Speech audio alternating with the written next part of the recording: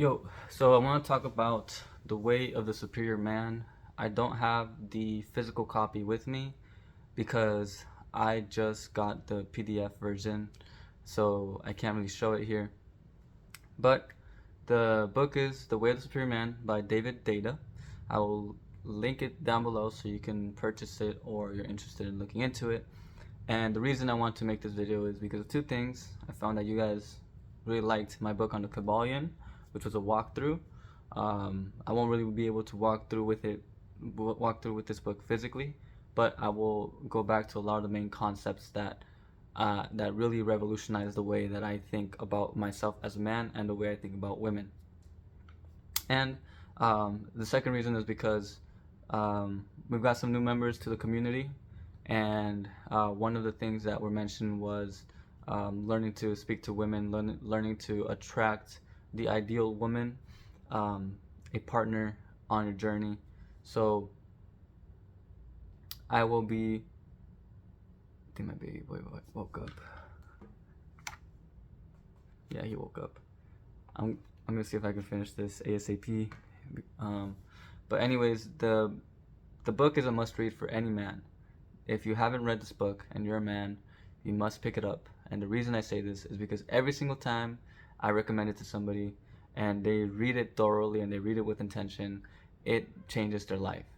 So the main concepts around the book are that we each have a divine essence within us.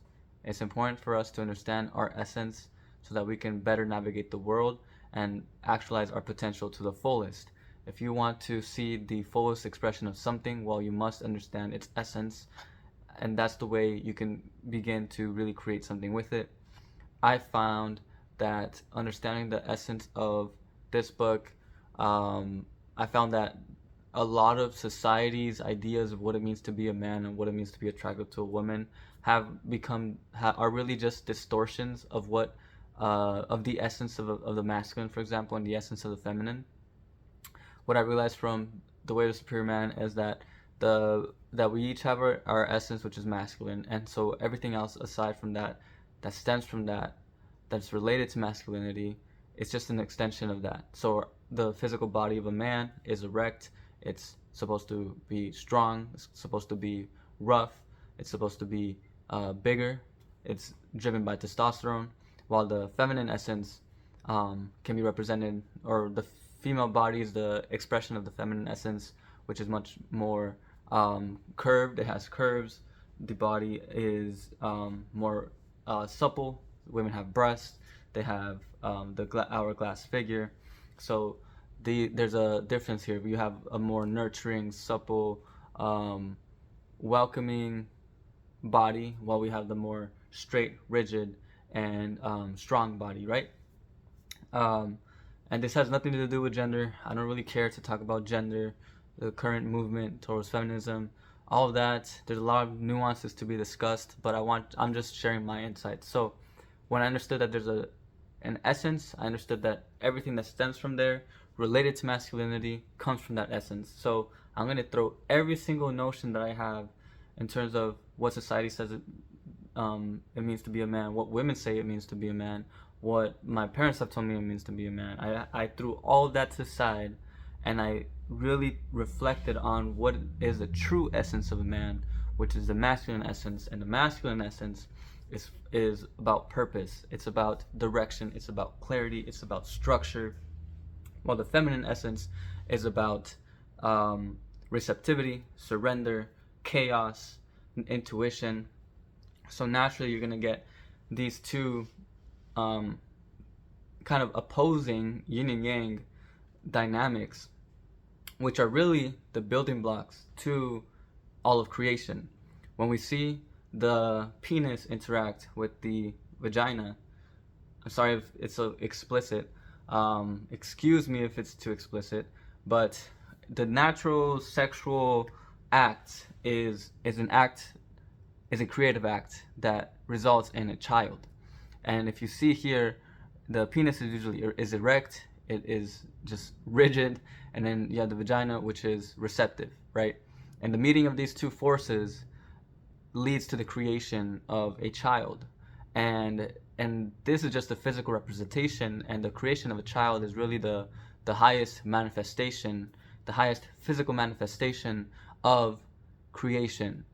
There's there's nothing as powerful as our ability to create another being, and so I learned that the feminine essence, first off, not this isn't meant to trigger anybody, but the feminine essence is what drives women, while the masculine essence is what drives a man.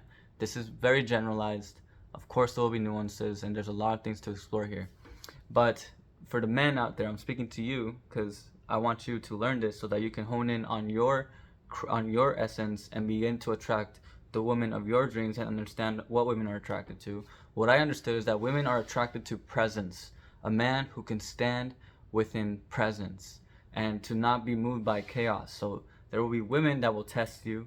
There will be women that it's just a natural expression of a woman to test a man, because she wants to see whether a man can stand firm in his purpose, where he can stand firm and be present regardless of what's going on. Sometimes this is why in the pickup community there's a lot of discussions about the shit test, right? Because she's trying to see whether you are really about it and whether you won't shrink away when challenges come. And even in long-term relationships, I have experienced this myself. My wife would shit test me, not really consciously. It's more so her just wanting to see whether I'm present, whether I'm there with her. What a woman wants to really feel is presence, to feel like the man is there with her. That is all that really matters. When it came to game, when it came to pickup, my greatest strength was my ability to be authentic and true to the moment. So I wouldn't lie to a girl. I wouldn't try to impress her. I wouldn't try to do anything other than be myself. And even if I had to say that I was nervous or I was not knowing what I was doing, I would say it, just because I was throwing it out there and letting her know what I was truly about. Yes, I might be nervous, but I'm present in my nervousness, and I'm not afraid to be here, to be nervous, right? So, so another lesson was that, first, women are attracted to presence. The second lesson is that that men need to have a purpose, and so when you have a purpose, you are tapped into your masculine essence. That's the thing that a man most desires, is to have a sense of direction and to have meaning in his life, to have a purpose. And the problem that a lot of men have is that they make their presence, they project their not their presence, they project their purpose onto the woman. So making the woman the holder of their drive. So a woman bears many gifts, but the main thing that a man should know is that it is his purpose, his connection to his purpose and to his soul, that really brings the best out of both of the people in the partnership. So you have to have a purpose, and it can't just be completely dependent on your wife. She cannot be your purpose. She cannot be the reason you get up in the morning. She cannot be the reason that you find meaning in life. She can be part of the reason. But anytime you externalize your fulfillment, you are bound to get wrecked. That's a very key point that I have realized along my journey. So a woman will find a man who's on purpose very attractive. This is why there's this whole thing about hypergamy, where people want whoever has a higher status. A lot of people feel like higher status means, higher purpose or a better way of serving, more competent, etc. And then the third thing that I learned is being on the edge. So constantly challenging yourself, constantly asking yourself whether you are truly being authentic to yourself, whether you are truly tapped into your full potential. Is there anything that you're not pursuing that you truly do want to pursue in this moment? This is something that the author really pushes. Be on the edge, and being on the edge means constantly challenging yourself, constantly trying to grow. Those things. And the man who is on the edge is a man who is willing to take risks, who is willing to go into the unknown and pursue his dreams.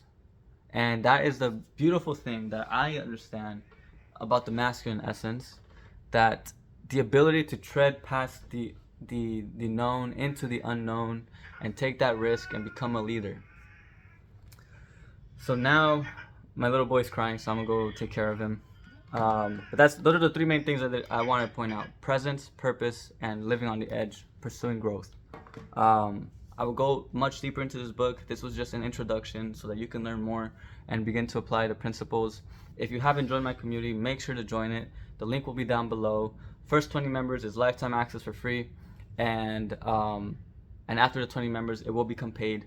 So make sure to check it out. Thank you for tuning in. I'll see you on the next one. Stay lucid. Peace.